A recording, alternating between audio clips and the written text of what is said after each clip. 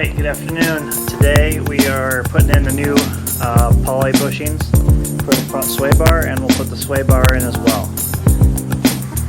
So what the strategy is here is we have these new polyurethane bushings, which are supposed to be a lot tougher and help with the stability much more than the original rubber ones.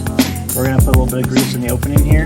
We're going to put the bushing in, and then we'll hammer it in the rest of the way, and it should latch on the back side here with those little ribs in the part. And we'll do the same for the other side over here. And then lastly, we'll put that front sway bar back up.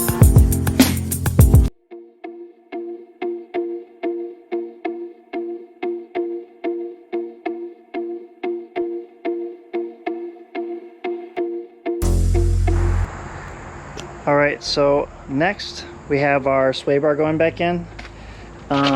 These rubber bushings up here totally look fine. They're not all cracked and destroyed like the ones in the twin I-beams were. These look like almost new. So we're going to leave these alone, and we're going to go ahead and put these back up. We're going to use the same hardware with some Loctite on it, so they obviously don't back out. And this is pretty easy. You just put the 4 bolts back up into the holes they came out of up here, and we'll be done in no time with that.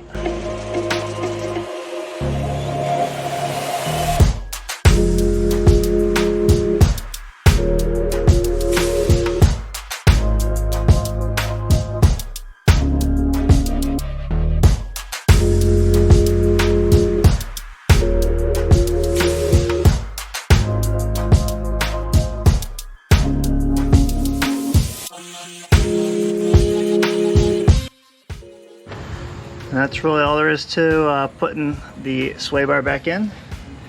None on the front, none on the back. New poly bushings. These will be a lot tougher than the factory ones that were in there originally. And we are Loctited in, so those should not be backing themselves out. And we're torqued to good and tight.